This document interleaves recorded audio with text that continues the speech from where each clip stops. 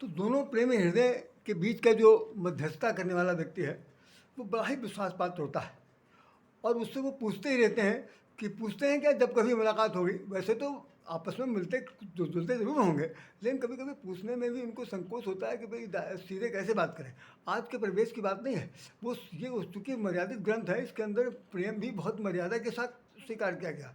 यहाँ पर उछंखलता बिल्कुल नहीं है। प्रेम में कोई प्रेमी एकदम पागल हो जाए और चिल्लाना शुरू कर दे, जैसे कि आई लव यू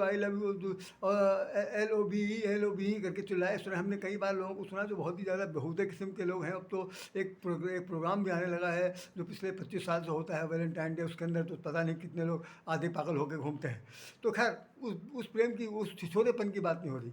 यहाँ पर प्रेम की जो पराकाष्ठा है वो इतनी चरम सीमा पर है कि दोनों का हृदय भरा हुआ है, और भरे होने के बाद कभी एक दूसरे से कभी कहा नहीं, पूछा नहीं, जबकि हमेशा ये दिमाग में रहता है कि क्या पूछेंगे पता नहीं बुरा न मान जाए, अगर हम पूछते हैं तो कहीं बुरा न मान जाए।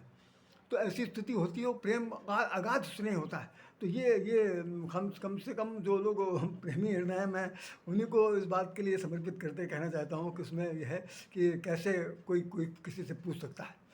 तो जानकी जी के सामने हनुमान जी विराजमान है, और जानकी जी की सारी बातचीत हो, जानकी जी सारी बात हो गई है, अंगूठी भी देख लिया, सब कुछ हो गया, और विश्वास भी हो गया कि राम के दास हैं और कोई दूसरे नहीं हैं, उनको आशीर्वाद भी मिल गया। तो जानकी जी ने जो पूछा वो बहुत ही ज़बरदस्त है कि कबहु सूरति करत रघुनायक, कबहु सूरति करत रघुनायक, कबहु नयन मम शीतल ताता, हुई है निरख श्याम व्रत गाता। कबहु सूरति करत रघुनायक, कबहु सूरति करत रघुनायक, कबहु नयन मम शीतल गाता, हुई है निरख श्याम व्रत गाता। जानकी जी ने बहुत ही विरह वेदना से तड़पती हुई पीड़ा के साथ हनुमान जी से पूछती हैं कि बेटा बताओ, कभी कभी तुम्हारे स्वामी हमारे हमारे बारे में कभी कुछ याद करते हैं, मुझे याद करते हैं, हमें याद करते हैं? तो भगवान, ये सूरत शब्द क्यों आया? ये विश्वसनीयता का कहीं न कहीं पर जब डगमगाती है, जब आपस के प्रेम में कहीं पर डगमगाहट हो जाती है, विश्वास अविचल होते हुए भी चलन की स्थिति में आ जाता है, तब उस वक़्त ऐसा पूछने की आवश्यकता होती है। और कई बार तो होता है स्वभावतः लोग एक दूसरे से पूछ ले, भाई गए थे वहाँ मिल के आओ, क्या क्या कहा, याद वाद करते भी हैं कि ऐसे ही कि ऐसे ही हैं।